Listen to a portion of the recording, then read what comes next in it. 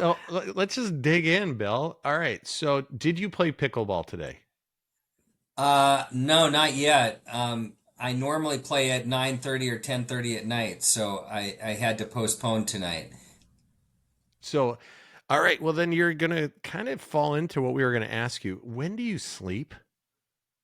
Well, I'm going to tell you a story. Wednesday's my OR day. So I did 9 surgeries yesterday. I did six shoulder replacements. The last three were revisions. So I got done at 8 o'clock, and then had a 9:30 pickleball session from 9:30 to 11:30, and then I got home at about midnight, and I hadn't worked out. Jill and I were at the Berlin shoulder course last week, and we went to Prague for 4 days before just to have some downtime and vacation time because Jill doesn't ever travel with me to meetings, but if we can coordinate some leisure time before a meeting or after a meeting now, since I'm not team physician and since she retired, we try to do that. So this is the first time I'd worked out since I got back, dehydrated from being in the OR all day, didn't drink enough, go and play 2 hours of really intense pickleball with these 25 to 30-year-old hot shots. And I get home and I start cramping. And so I decide to go to bed. So I start cramping like it's happened a little bit recently from being dehydrated, I guess, and working out. So I start cramping. I go, and my wife actually has some tonic water. I drink this tonic water, which is the most disgusting shit you've ever had in your life. Eat some cashews, try to get some salt, some stuff going. I'm like, fine if I'm standing upright. So I'm like, okay, I'm cool. Try to go back to sleep. And I literally, every time I lie down in bed, my left more than right, but both legs just start cramping. I never went to bed last night. Oh my God. And then you're going to go play pickleball again tonight. No, and then I had 45 patients today. So, See, what? we were talking about this. I mean, it appears that the rest of us have 24 hours in our day, but you have more. Well, if you don't sleep, you have more. Normally, Exactly. That's what Danny and I were just saying. the answer to your question is normally I sleep 4 hours. So explain that to us. Like that was a rumor, but you just dispelled it. I have read something about there's some people that are genetically programmed and they don't need as much sleep, which is probably you. Like I need eight Yeah, hours, there and you was there function was at such a high level. yeah, so Cuff Daddy, there was a study done at Stanford about 5 years ago. I forget exactly when.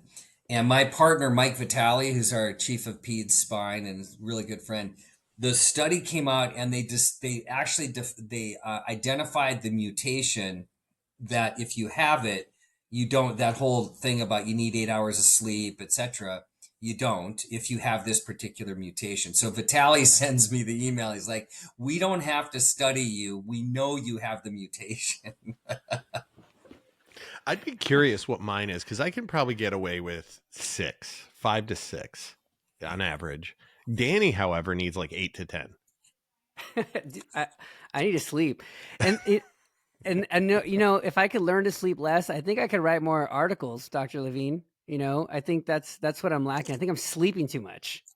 Well, Right. so we're in Berlin at the Berlin shoulder course. And, so, okay, you say, well, how does it work when you travel? Well, this is how it works. I would go to bed, my wife and I would go to sleep at 10 o'clock, right? Different time zone, whatever. I wake up at 2 every day. So it's like wherever I am, that 4 hours is that 4 hours, which makes it really easy for travel because I don't believe in jet lag because I don't ever get it. Does your wife hate when you get up and Well, no, here I you just, are ready to roll at 2 a.m.? no, you know what I do? I have this whole little routine. It's the same thing I do. Like I get everything, like especially if you're in a small hotel room like we were, I just have everything over by the front door, like all my clothes and my stuff, and I just kind of sneak over, get dressed, get my computer, and then just go down to the lobby, little waiting room area, whatever, sit on a couch and get stuff done. So it works out. So, so Danny, when we were at I think it was Academy. Yes, it was at Academy because the pickleball court was by the Orthodome, and I have to give this talk in the Orthodome, and it's like there's all these people, and I'm kind of nervous because it's like it's pretty unique, the situation. I mean, there's like a 30-foot screen behind you, and you're narrating it, and all I can hear is it's fucking pickleball. Was Bill out there? And then so as soon as I was done with my talk, I like put my head out. Sure as shit, it's Bill just out there, just like schooling like the pros. No, so this is great. So Monday morning in San Diego at the Academy, I've got the first ICL of the week with my crew. It's 8 a.m. There's nobody there. There's more people on our panel than there are registrants, practically. And but so it turns out maybe there were 20 people in the audience. So I go check, and I see this guy that I know. He's a resident in the NYU ortho program, and we had interviewed him 3 years before. And so really liked him, good guy. I knew he was a college athlete. I had signed up the Academy. If you didn't know, Danny, the Academy actually had a pickleball tournament this year. Zimmer partnered with the APP, which is one of the two professional tours, and they had 3 pickleball courts in the exhibit hall. You could do some pro-am stuff with some pros, like this woman Jill Braverman's #2 in the world on the APP tour. So they're kind of legit pickleball players. And so I signed up for this tournament, but I didn't have a partner. So fast forward, I'm at the ICL. I see this guy, Brad Lezak. Brad's doing his research year in between year 2 and 3 at the NYU program. So I go up to Brad. He says, "Oh, I'm excited to see this ICL." I'm like, "Well, I'm glad you're here because there's not a lot of other people here." And then I said, "Hey, Brad, I know you're a good athlete. Do you play pickleball?" And he goes, "Yeah, I play pickleball." Typical ortho resident. Yeah, I play. So I said, "No, Brad, seriously, do you play pickleball?" He goes, "Yeah, no." And now he's getting a little defensive. "Yeah, I play pickleball." I said, "Okay, I'm going to ask you one question and then we'll know the real answer to this." I said, "Do you know what a dink is? And do you know how to hit one?" Because I figure if he's like a typical meathead orthopedic resident, all he does is bash it. And he goes, "No, I know how to play." So I said, "Okay, here's what's going to happen then. I signed up for this tournament, the Academy. I don't have a partner. You're going to play with me and we're going to win the tournament. Are you cool with that?" He's like, "Yeah." And that's what happened. We won it. all while I'm giving my talk. I mean, I hope you're stretching, Bill, because like we were just talking about pickleball, and I gave a pickleball talk, and I ended up getting patients from that because they got hurt at pickleball. But Oh, are you yeah. seeing a lot of injuries from pickleball? Oh, my God. My wife broke her distal radius. Oh, jeez. Yeah. You got to stay Yeah. out of the No, kitchen. I've taken care. I've literally packaged up people on the court out in the Hamptons and sent them into Columbia for distal radius fractures, Achilles ruptures. Yeah, it's intense. Well, what happens is people don't think it's a real sport. And then especially if they're not athletes, they're like, "Oh, it's pickleball, it's social, whatever." And then the next thing you know, you're kind of competitive juices, whatever happens, and you're pulling a hammy, you're falling and breaking your distal radius, whatever it might be. Have you seen those Michelob Ultra commercials with William Defoe and I'm drawing a cat? What's the lady from Schitt's Creek? But anyways, they like sit at the bar and all these people are playing pickleball and they're like awesome at it, but they don't look it, so they're very unassuming. So they're all like, "We'll play you for that Michelob Ultra." Catherine O'Hara, Oh, and she's hilarious. dude, it's a great commercial. And then they go out and just beat the shit out of these young players. Awesome. I can imagine that would be you. You just kind of like That's kind hustle of like people. you and me at the OSED course, doctor. I do recall that we did pretty well. I was still in a suit. Yeah. Yeah, he always. So how much? That's the other thing I was going to say. It's like, when do you have time to even like?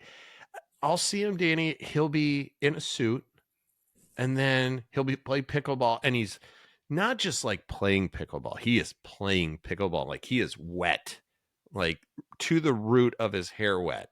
And then like 10 minutes later, he's back in a suit. I'm like, when did you shower? It's unbelievable. He has like 3 wardrobe changes. It's I, incredible. I love Bill. He's awesome. And the cool thing about Bill is that he's always smiling. He's always having a good Always. time. You could say what's up to him and he just talks to you. He's great. I've only seen him mad one time. What? One Do, time. do you get mad at residents, Bill? Oh, I'm tough. I'm very tough. You know, So I what's it have like at very Columbia these days? I have very high standards, and the residents and the fellows know that. You know, like I invest a lot of time and energy, and you know, we're doing a lot of cool stuff. And but you gotta show up with your prepared and ready to rock and roll. So Well, I now you know that we're I talking expect about, I give a lot, but I expect a lot. That's so fair. let's dig into that, because you are following at Columbia as chair 2 legends. And what's that like? Because when I read your credentials, I mean, obviously they're off the charts, they're amazing, and they're well deserved and well earned.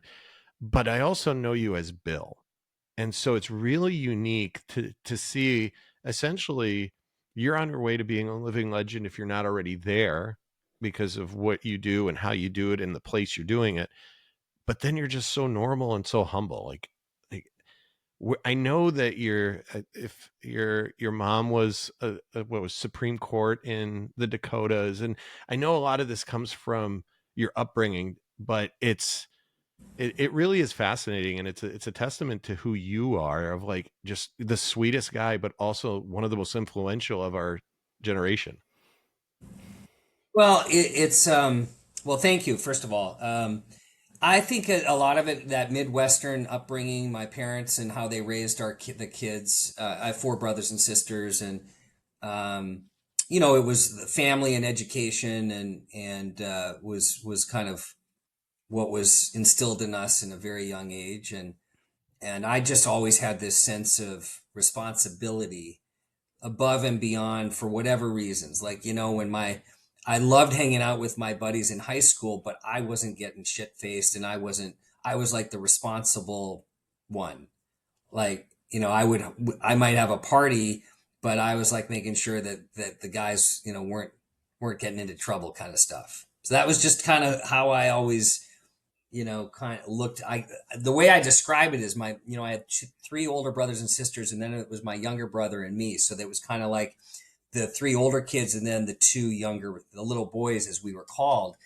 And I describe my parents' parenting skills by the time they got to me, after having the 3 older kids, was kind of like, here's the rope, don't strangle yourself. They gave me so much responsibility. At age 14 in Fargo, North Dakota, I got my driver's license because I found a loophole that they had from the old farm times where kids needed to drive tractors. I started working when I was 14. My dad was a doctor, my mom was a lawyer. In North Dakota, that didn't mean that they were super rich by any means, but obviously wealthy, relatively speaking. But I just had this thing. I wanted to, kind of have my own bank account. I wanted to, do my thing and have responsibility. So at age 14, I get my license. I get a job as a busboy where they think I'm 16 or 17 or something, and I was only 14. I bought my first car when I was 15, used brown Toyota Corolla SR5. I remember it like it was yesterday. I was so proud of that thing. Um, and so that was just kind of, my background was just like, you know, kill it in school, kill it on sports.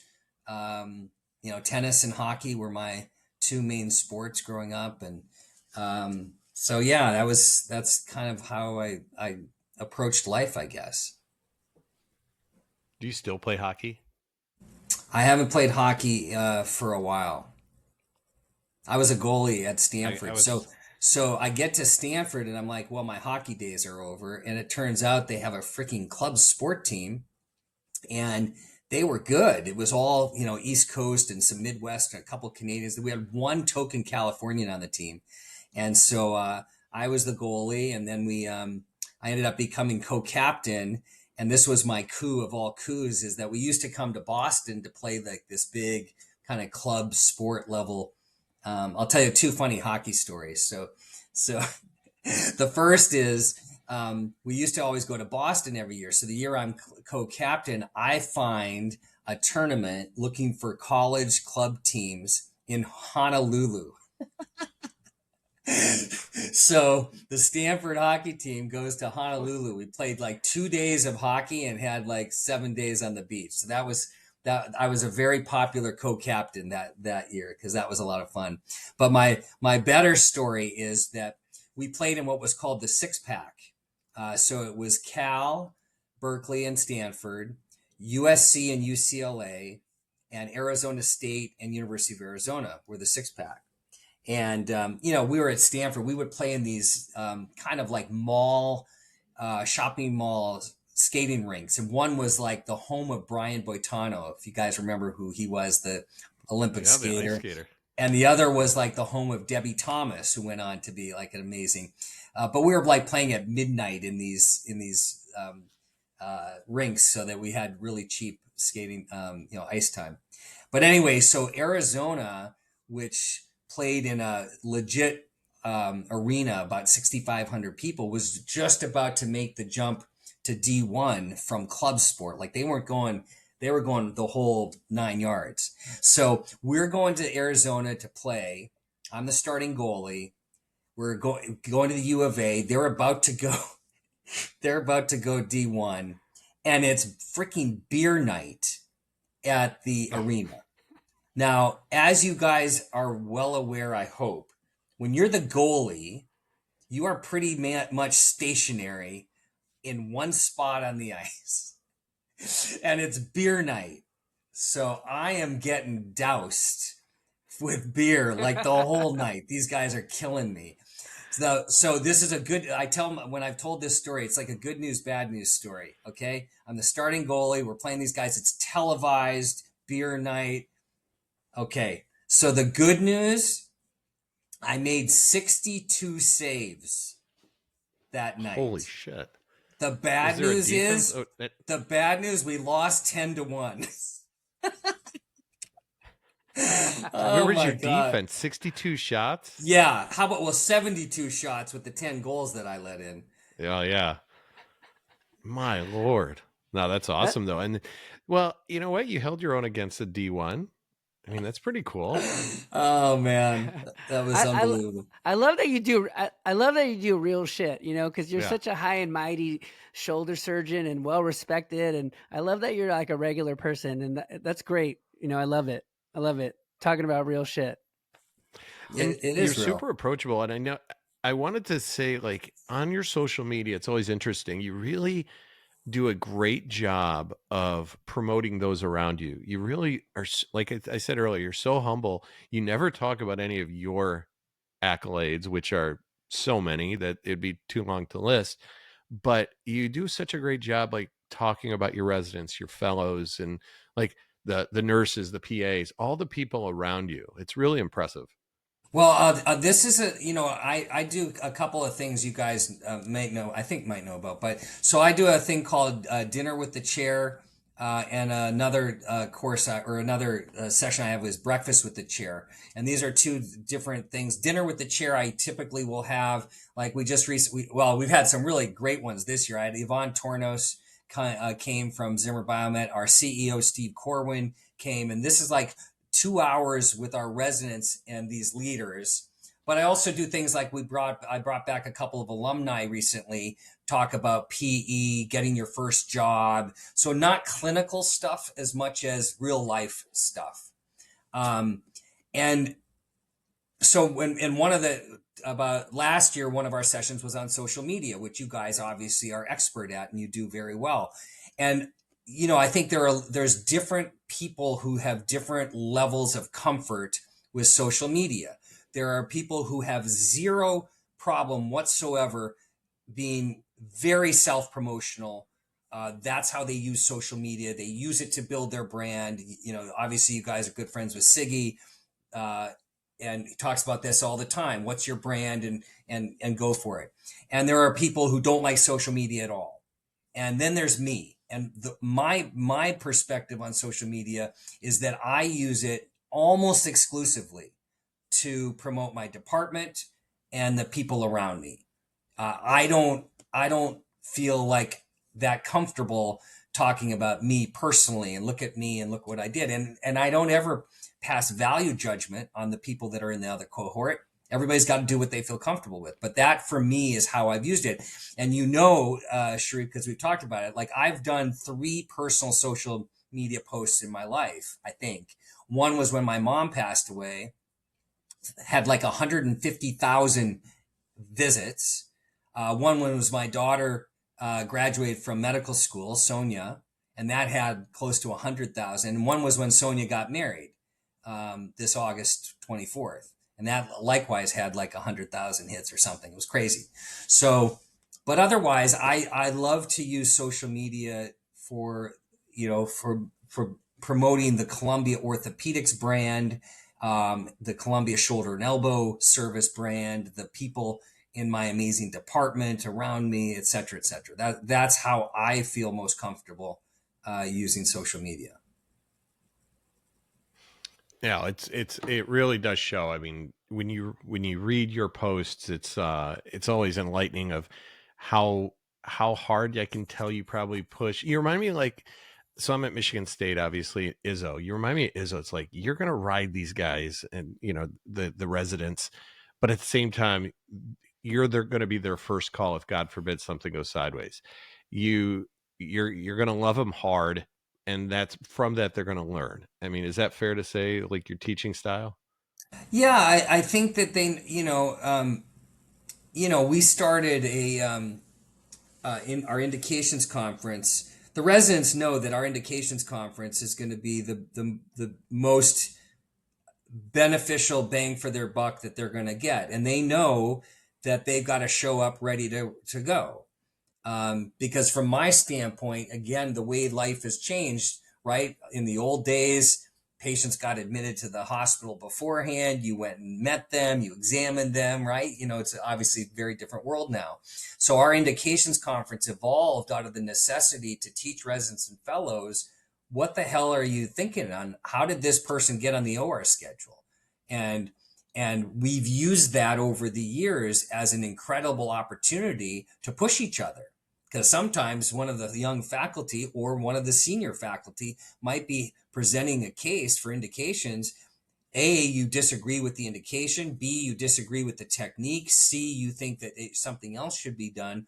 And how invaluable is that if you're a resident or fellow and you're seeing, these world's experts go back and forth and say, well, hold it. Well, did you think about this? Me and Jobin and Ahmad and going back and forth. And now Mike Knutson, what are you thinking? Why'd you do that? Why didn't you think about that? And maybe you change your OR plan because of that. That's really powerful to see that as a resident fellow. And conversely, with respect to how I think about the residents and fellows, is we're teaching them during that conference, some of the most valuable lessons.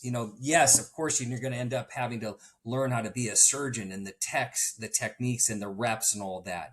But as you guys know, and I say it a million times a year, I mean, we're not a vocational rehab training program. We're not teaching you to be a surgical tech. Like, how do you actually think? What is your decision making, both preoperatively, yeah, intraoperatively, postoperatively, but how does your brain work? And that's like Chris Ahmad's most, powerful tool from his perspective, and why he wrote the book Skill, and how our technique conference came right out of his brain. Our technique conference is once a month on a Friday morning at 6:15 a.m. A senior resident or a fellow presents one case that they've taken videos on and pictures on and whatever, and you dissect that sucker like you've never dissected anything before. Like, why did Danny make that look so easy at that point? What was he doing with his retractors? When I was trying to do that case, I struggled like all get out, but when he did it, it was just seamless. Or why did I struggle during that period, that part of the case? I tried to get that 90-degree suture lasso in percutaneously, and I just couldn't get it. I kept hitting something, whatever it is. And it's dissecting a case like you've just never, ever even begun to think about the minutia. And that experience helps residents, fellows, helps young faculty, I think, start to get out of the, okay, I'm doing my 73rd rotator cuff repair versus, okay, how do I actually think about this so that now I'm on my own and I am struggling, and hopefully we've taught the skills to get yourself out of a jam. You're going to get into the jam, but how do you get out? And that's, I think, what we do a lot of, spending time teaching. I'm Have- 19 years in. I want to do that. I want to go back and hang out with you guys. That sounds Can we awesome. do a sabbatical? I'm gonna come to your hospital. Have you ever had a fellow call you in the middle of a case and ask you what to do? Yeah, happens all the time. I mean, not Oh that yeah. does in the middle of the case doesn't happen all the time. Do I have fellows call? Have I had them call in the middle of the case? Absolutely. One of my favorite stories, I had a former resident call, not a former fellow, and she was going over this case and what she was going to do, and uh, and I didn't know exactly where she was at the time. And I said, well, that's, yeah, interesting. I said, I would do X, Y, and Z, and X, Y, and Z all involved further imaging studies and, this kind of workup and that kind of work. She said, that's a really good idea, except I'm in the pre-op holding area. I was like, okay, we're going to pivot right now. And this is what I would do. So, that's part of being a surgeon, right? You got to be able to go with the flow and figure out, okay, now we're going to think about this other way to manage that problem. Yeah, I had that happen. I was like my first year out. I was doing an elbow revision, and the rep brought the wrong removal set, and I didn't know how to get the elbow out. And I was like, "Oh shit, I know the designer." So I scrub out. The OR didn't know what was going on. I call Matt Ramsey.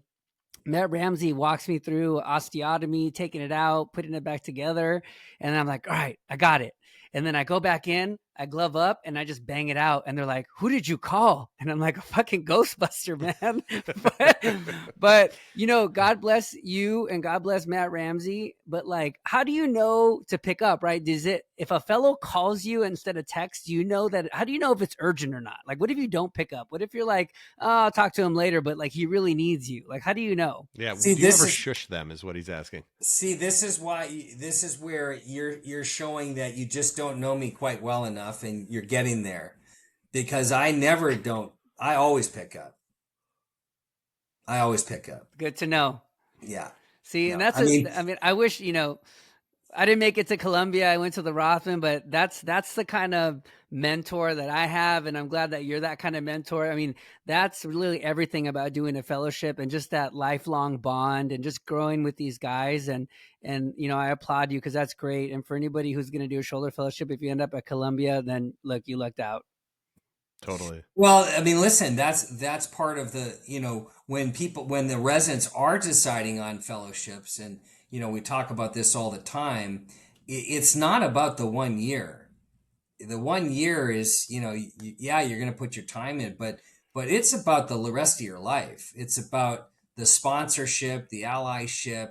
I didn't even know what those words were back in the day, but I did them, and that was just part of my DNA genetic core, I guess. But that's what it's about, because you're going to want, you want the people that you do your fellowship with, especially, even if you're academically inclined. Yeah, of course, that goes with the territory, because that's going to help open doors in societies, organizations, opportunities to advance your career, even in thinking about innovation and getting involved with industry. All of those things can be. But even if you're in private practice, it doesn't matter. Privatedemics, wherever you happen to end up, those people that are invested in this topic are going to want to help you succeed. That's part of the best mentors, and I've learned this both the good and the hard way, are those who aren't threatened by your success. They revel in your success. you supersede me, Danny, you're better than I am, then like let me just go retire. That's what you want. You want the people that you influence to go on and pay that forward and do that with the next generation and be better than I am. And you said it, Sharif, talking about being at Columbia.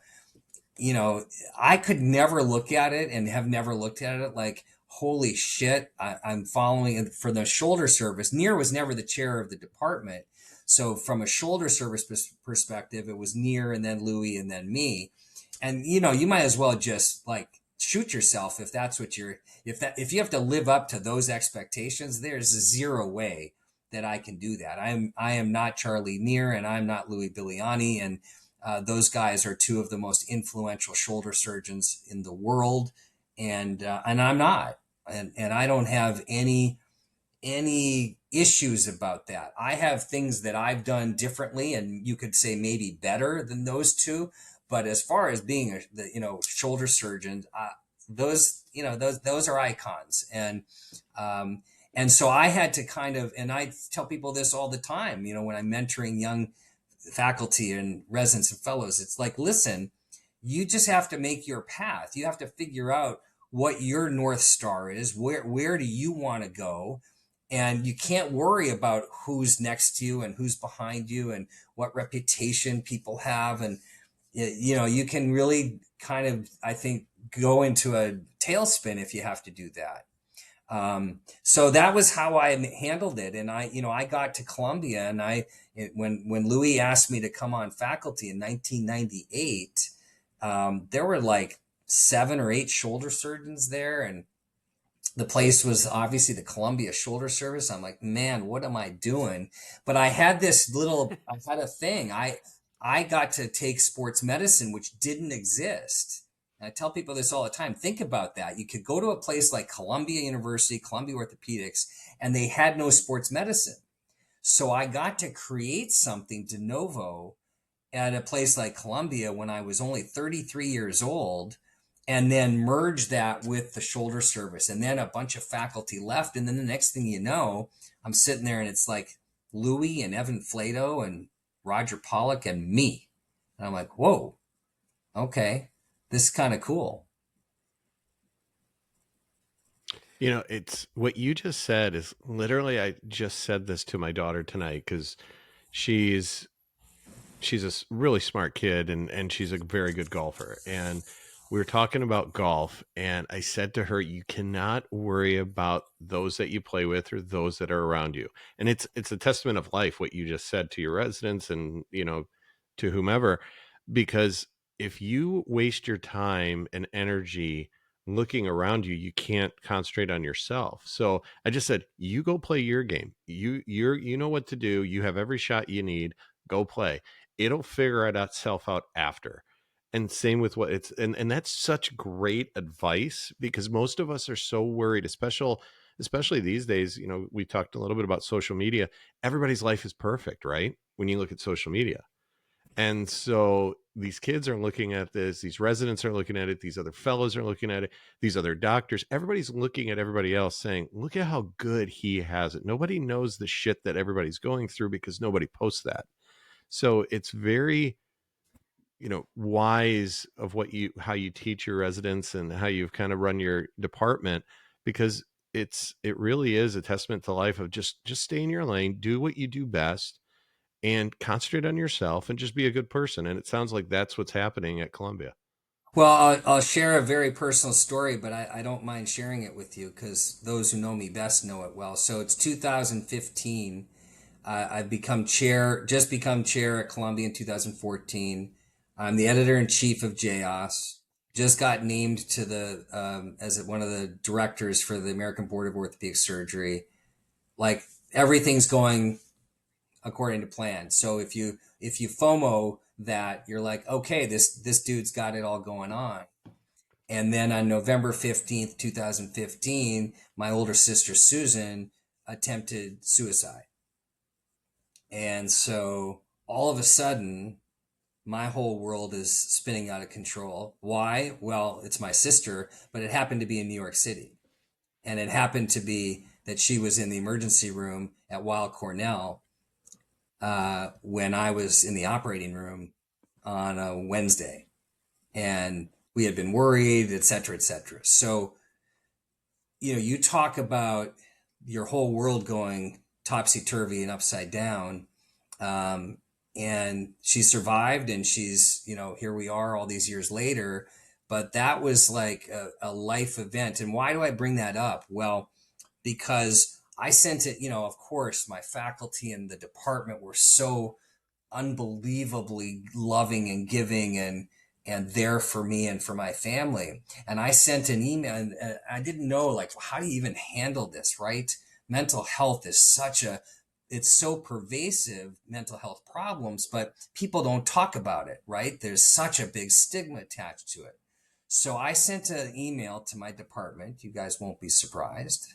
And I basically outlined, and I said, look, this is what happened. I didn't go into all the details, but people knew pretty much. It was pretty horrific turn of events. And I said, mental health issues are something that, as doctors and surgeons and scientists, it's so hard. There's no blood test. There's no biomarker. You have to rely on somebody saying to you, I promise I won't hurt myself.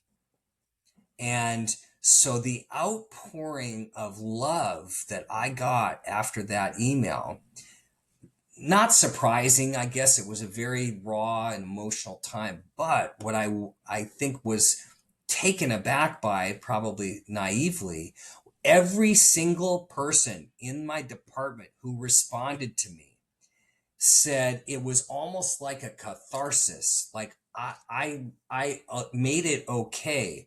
My sister, my brother, my father, my not all suicide attempts, but mental health issues. Yes, suicide. Yes, like off the charts. Everybody impacted, everybody affected by it. So it was the reverse of what we see on social media of everything being perfect. This was kind of like, it's okay to say, you know what? Life isn't perfect. And this is real stuff. And everybody probably has something in their lives where they've had some kind of thing. So that was really, and so how did I manage that? I don't know if you know this, but I resigned from ABOS as a director. I looked at all of the things that were on my plate, and I said, I am overcommitted beyond. And this, it wasn't that I did need to spend a lot of time at the hospital with her. She was here for months. And I just said, you know what? It's not that important. And the director, the board was unbelievably understanding. They said, we're not going to accept your resignation. We need you to, take some time and don't worry about it. And they were gracious, but ultimately I did. So I was, one of the only ABOS directors to have a 3-year stint instead of a 10-year stint. But for me, that was just the right decision at that time, and I have zero regrets about having done that. Well, I went into a direction you probably weren't expecting. I'm no, sorry. No, no, man. but this Thanks is for sharing that. yeah. Thanks for Thank sharing you so that. much. But that's the point. Is you and I have sat in a bar together, not necessarily just getting after it drinking, but just talking, even at a restaurant, or even just sometimes. And that's why I said earlier, you're Bill. I mean, you're Dr. Levine, but you're also Bill. You're just like the sweetest guy that is going to be able to capture your attention, tell story after story. I mean, I learn every time I'm with you, even if we're just messing around, joking around. I learned that you don't like to get an 8.5 when you give a talk at Shoulder 360. That was the only time I ever saw him mad at me. He was robbed. The Dude, the over under on how long it was going to take till that came up. You blew that way by me. Yeah, you thought I was going to open with that. Yeah, I thought that was first 5 minutes for sure. See, we just figured this out. We're in episode 65. So early on, episode maybe 1 through 10, I probably would have just like shot it out right out of the gate. But now You in had our you new had to interviewing, you held back. You held back a little bit. yeah. I We're like that. professionals here. I like that. Yeah.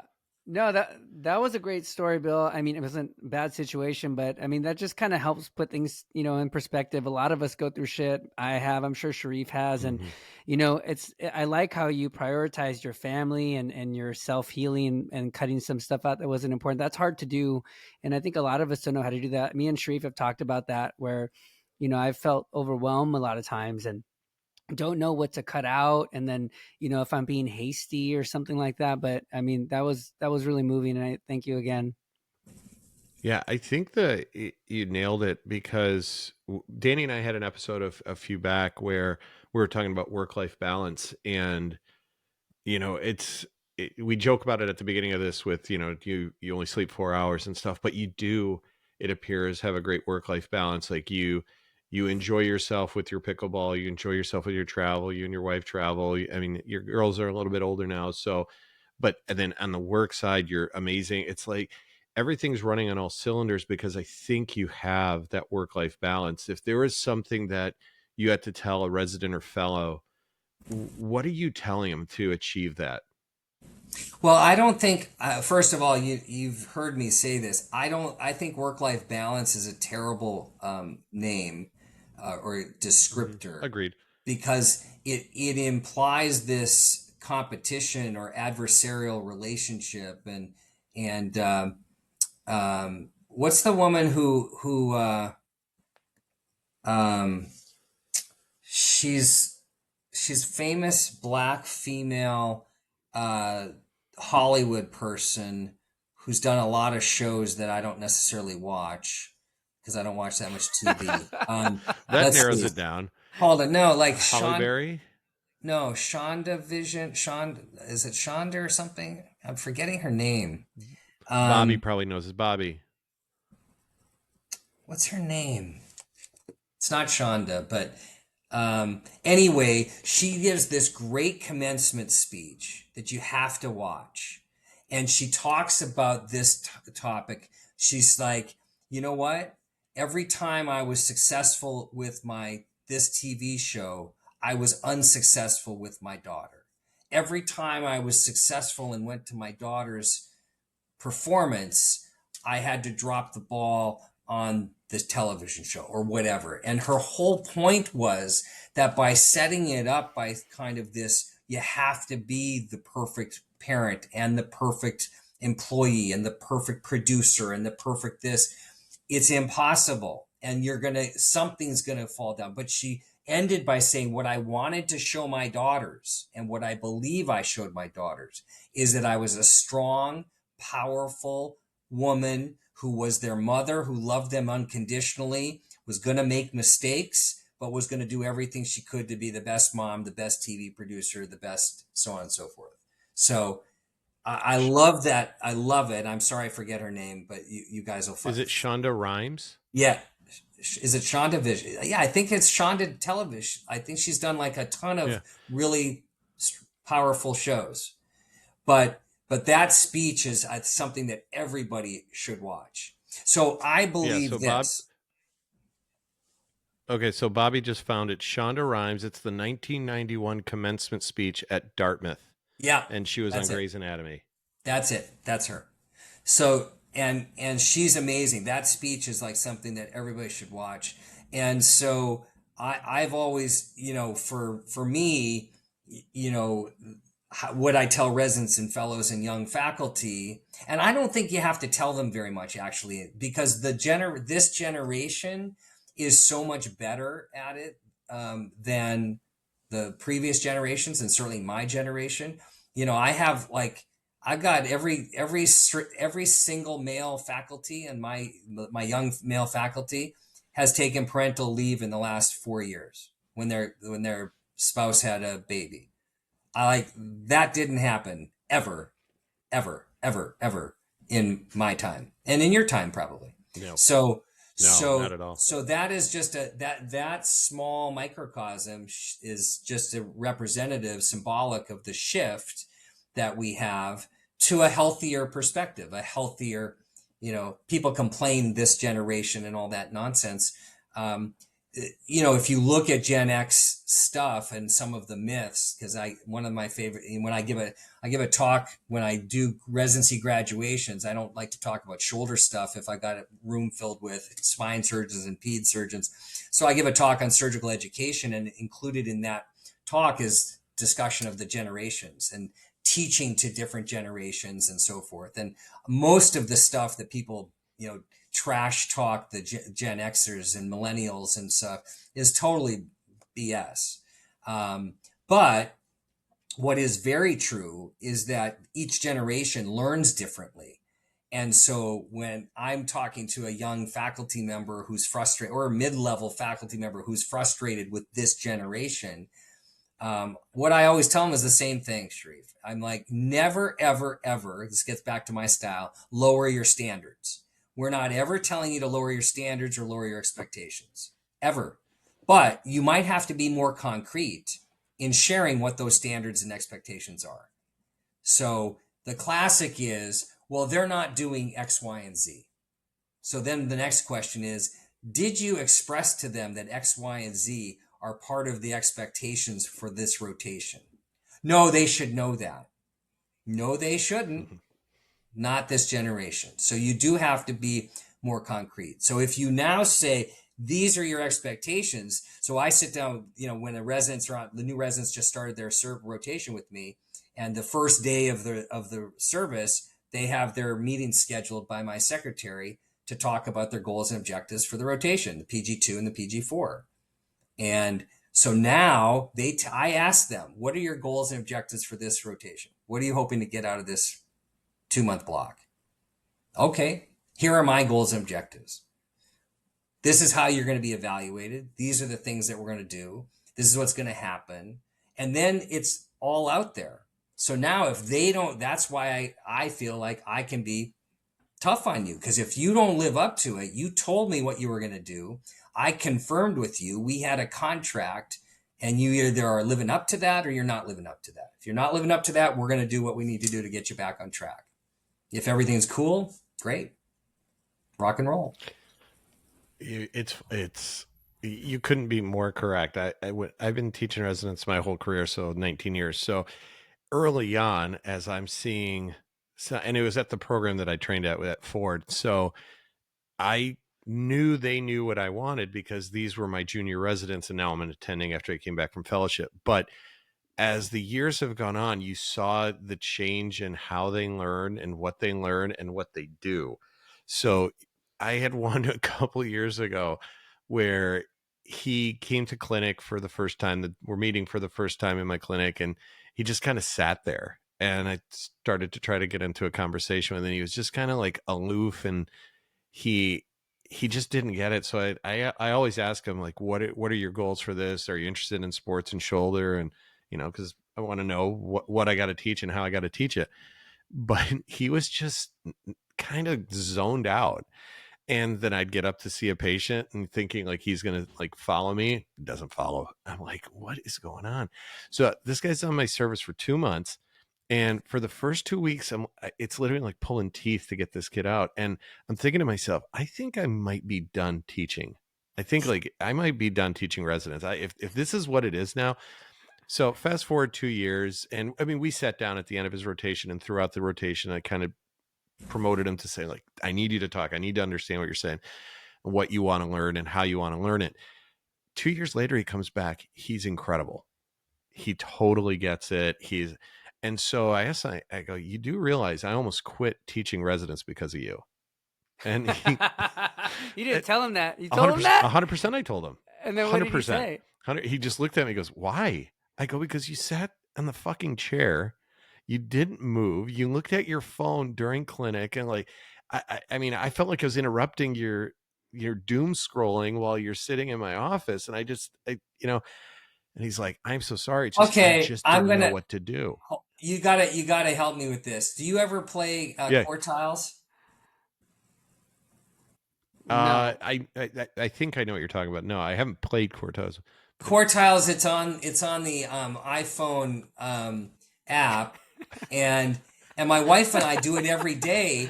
And that word came up the other day as one of the words, doom scrolling. I had no idea what it Yeah. was. Yeah. Like you're trying to get to the end of Instagram. That's what doom scrolling is. So Yeah. I told him this. I go, I almost quit. And he goes, why? I go, because I felt like maybe I had reached the point where I couldn't communicate with this generation and couldn't teach. He made you feel old. I know. Well, I am old. I'll be the first to admit it. As compared to what I mean, these guys now are born in the 2000s. It's crazy. That's wild. And so as I'm talking to him, he's like, I didn't realize that. And so when he came back in service as a 4, I went through and we sat down and we talked about fellowships, and I reached out to people that I knew, because if he had asked me as a 2, if he was still that same 2 and asked me, I wouldn't have called anybody. But as a 4, he came back and he was solid. He was educated. And he actually thanked me. He goes, when we sat down and talked, I didn't know what to do. No one told me what to do. So I came to clinic. I didn't know what I was supposed to do, because the last time I was in clinic, I was a med student and we didn't do shit then. So I thought I just didn't do shit. Now you're going to tell me, like, do this, do that. And long story short, he learned from all these experiences. And so he translated that to his other rotations. And by doing that, he came back, he was excellent.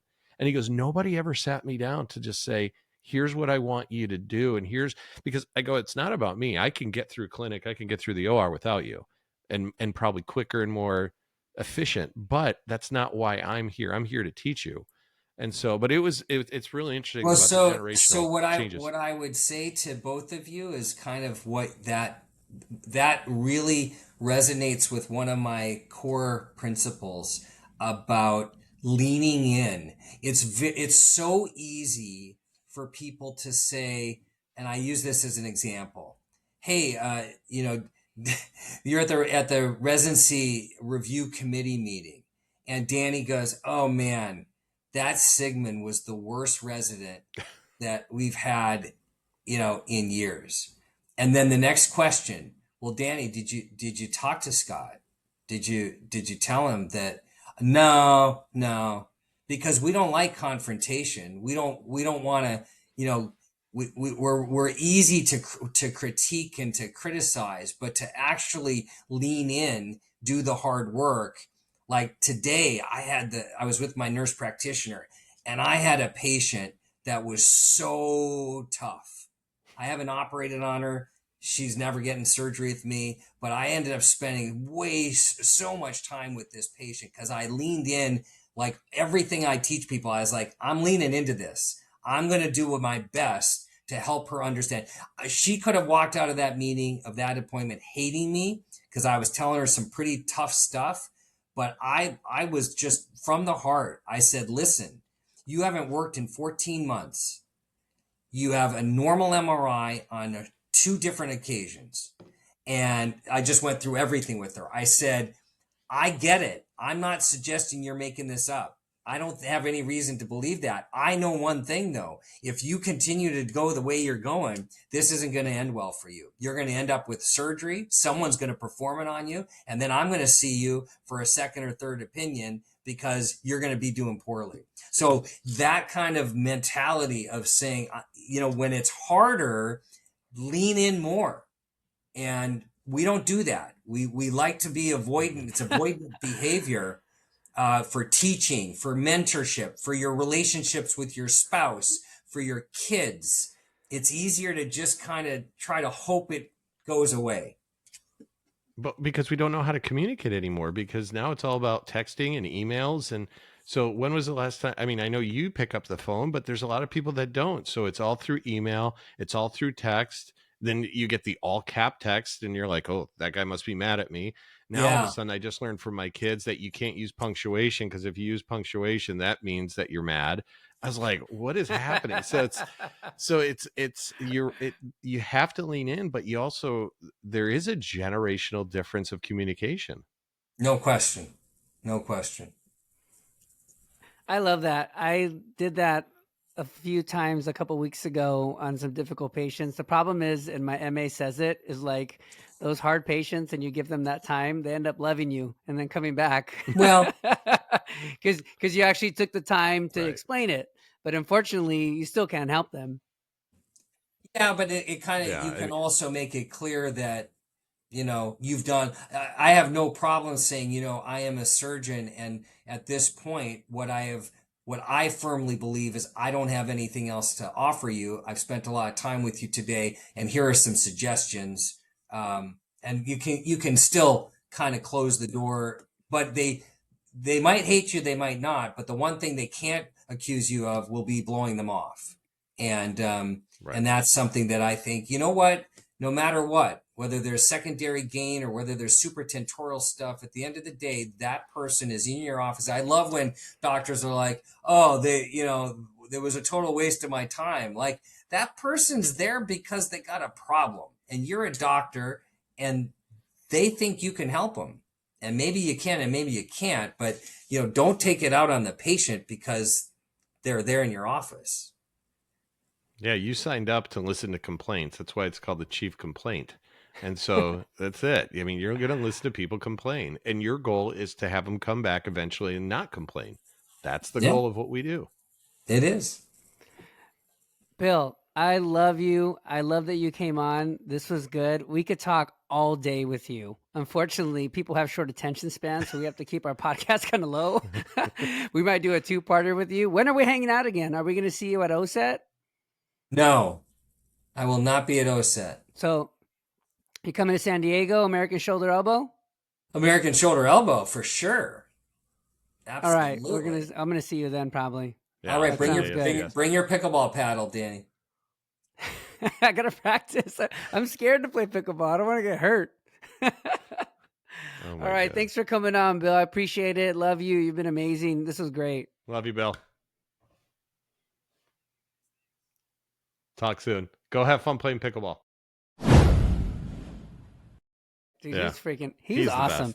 I mean, dude, these are the kind of people, like, if you didn't know who Bill Levine was, he's sounding like a normal guy. This guy is the who's who in shoulder surgery. And, not even in shoulder surgery, shoulder surgery one, academics, in training, and it's just like he's the chair of one of the largest departments. Yeah. It's like he's so approachable. I mean, if I ever become as great of a famous surgeon as he is, I want to be down to earth still, just like him. These are the guys that like make an impact. I mean, it was so impactful. Everything he was saying today was just resonating. And I mean, I don't know. I love that guy.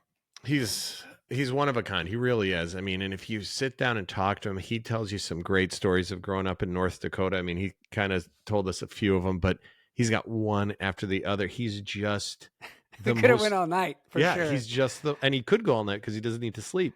Yeah. But he's just the most humble, sweet, kind person you'll meet. And on top of it, he's a phenomenal surgeon. We didn't even talk about, he just designed a new shoulder prosthesis, and we'll bring him back, but he's just amazing. It was great to have him on. Well, thanks for tuning in, everybody. I hope you enjoyed that episode. I'm a pot star, not a doctor. It's your boy, Cuff Daddy, signing out. It's your boy, American Pharaoh. Find us where you find your socials, and now you can watch us on YouTube, and you can see how nice Bill was dressed and how not nice Danny and I were dressed.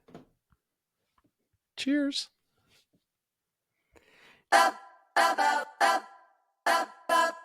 Gonna get a lot of dough. Anything is possible.